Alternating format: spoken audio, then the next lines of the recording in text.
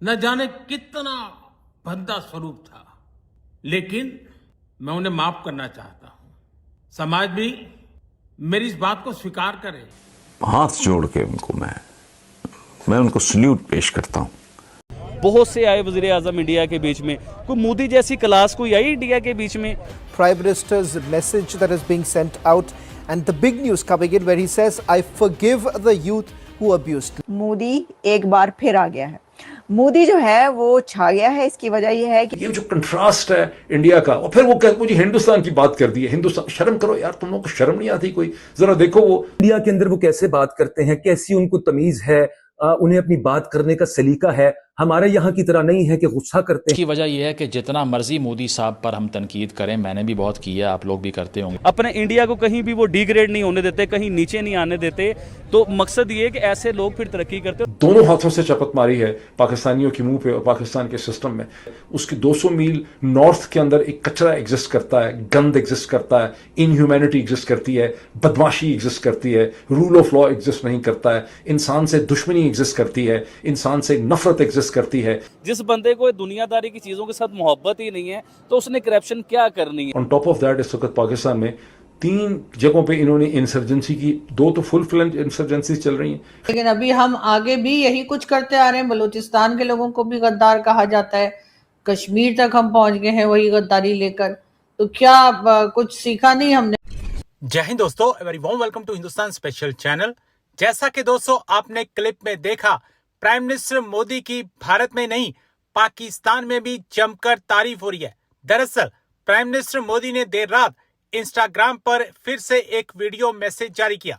इस दौरान उन्होंने जंतर मंतर पर पेपर लीक के खिलाफ हुए आंदोलन के दौरान गालियां देने वाले बच्चों को माफ करने की बात कही है। उन्होंने कहा कि मेरे खिलाफ और मेरी स्वर्गीय मां के खिलाफ अपमानजनक टिप्पणियां की गई, लेकिन मैं उन्हें माफ करना चाहता हूं। प्राइम मिनिस्टर नरेंद्र मोदी ने कहा कि मुझे तो गालियां दी गई, मेरी स्वर्गीय माता को भी गालियां दी गई। ना जाने कितना भद्दा स्वरूप था। उन्होंने कहा कि मैं आज बात करना चाहता हूं कि मैं उन सभी गलतियों को माफ करता हूं और आशा करता हूं कि वह इन गलतियों को सुधारकर अच्छे नागरिक बने। यह तो बचपना है, इसलिए मैं समाज के अंदर जो आक्रोश है उसको भी भली भांति समझ सकता हूं। प्राइम मिनिस्टर मोदी ने गालियां देने वाले बच्चों को गुमराह बताया तो यह भी कहा कि उन्हें गले लगाकर सही राह दिखाने में भी हमारी जिम्मेदारी है। बिल्कुल, लेकिन हमने सर वो तारीख तो है हमारी, लेकिन अभी हम आगे भी यही कुछ करते आ रहे हैं। बलूचिस्तान के लोगों को भी गद्दार कहा जाता है, कश्मीर तक हम पहुंच गए हैं वही गद्दारी लेकर। तो क्या कुछ सीखा नहीं हमने? हम कुछ ठीक करने को तैयार नहीं है कि हम बलूचिस्तान और कश्मीर में भी तो यही बात कर रहे हैं इस वक्त। देखिए, हमारा जो एक समझ लें कि नेशनल माइंडसेट है, और ख़ास तौर पे हमारे जो हुक्मरान हैं उनका ये है कि खुद कोई जिम्मेदारी ना लो, जिम्मेदारी दूसरों के ऊपर फेंको कि जी ये गद्दारों की वजह से हुआ जो कुछ भी हुआ, ये गद्दारों ने किया सारा कुछ। हमारी पूरी तारीख में आप देख लें, आप अगर पाकिस्तान बनने से पहले के दौर में चले जाएं तो नवाब सिराजुद्दौला और टीपू सुल्तान को जो शिकस्त हुई, वो हमारी तारीख सिर्फ यही कहती है कि वो गद्दारों की वजह से हुई थी। हालांकि उसमें बहुत से और फैक्टर्स भी थे। अंग्रेजी फौज थी जो वेल ट्रेंड थी, वेल इक्विप्ड थी, ये लोग तैयार नहीं थे, लीडरशिप क्वालिटीज नहीं थी इनमें उस तरह से, मिलिट्री स्ट्रेटेजिस्ट नहीं थे।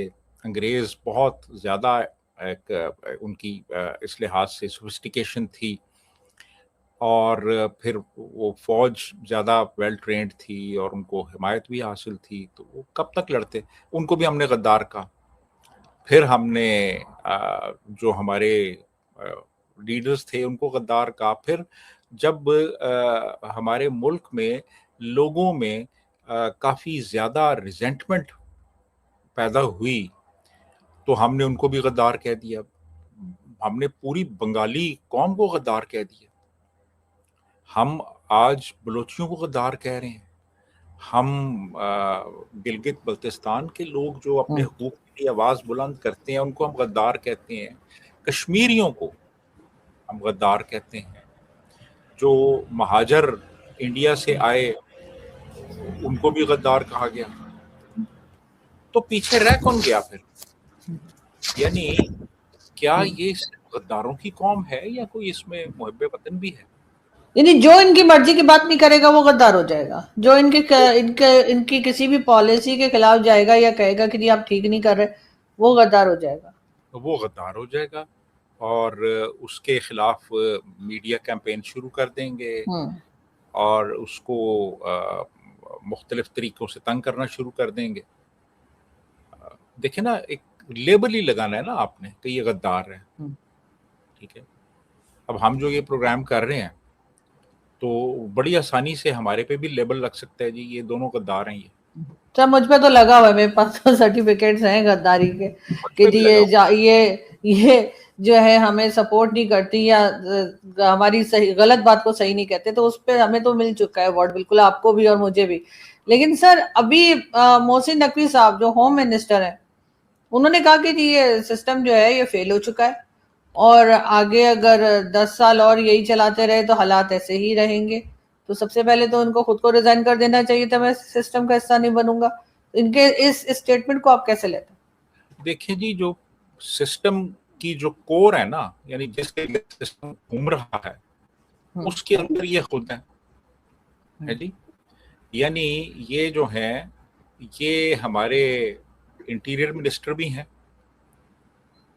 ये हमारे क्रिकेट कंट्रोल बोर्ड के चेयरमैन भी हैं और ये वजीर खारजा की जिम्मेदारियां भी निभा रहे हैं। अब आप देख लें कि हमारी जो मुल्क में क्या हालात हैं, इंटीरियर के क्या हालात हैं इस वक्त। मुल्क के अंदर आप बलूचिस्तान चले जाएं, आप जा ही नहीं सकते वहाँ तो। आप गिलगित बल्तिस्तान जाएं, आप कश्मीर जाएं, बाकी लॉ एंड ऑर्डर की सिचुएशन आपके सामने है पूरे मुल्क में। तो इन हालात में अब उन लोगों को इल्ज़ाम देना जिनके हाथ में कुछ है ही नहीं, देखे ना, ये खुद भी तो जिम्मेदारी लें ना। इन्होंने तो क्रिकेट का सत्यानाश कर दिया इन्होंने जी। फिर ये फॉरेन अफेयर्स जो हैं उसमें आप देख लें कि क्या हालात हैं। हमारे इंडिया के साथ हालात इतने ख़राब हैं, अफगानिस्तान के साथ ख़राब हैं।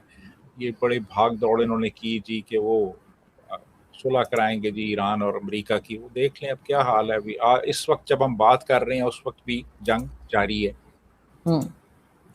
तो बिल्कुल ये क्या परफॉर्मेंस है इनकी, ये जो सिस्टम को ये एक्यूज कर रहे हैं और सारा इल्ज़ाम उन लोगों पे दे रहे हैं। चलो जैसे भी हैं यार, बहरहाल वोट तो लेके आए हैं ना वो। ये इनसे पूछा जाए ये कैसे आए हैं, ये खुद कैसे आए हैं?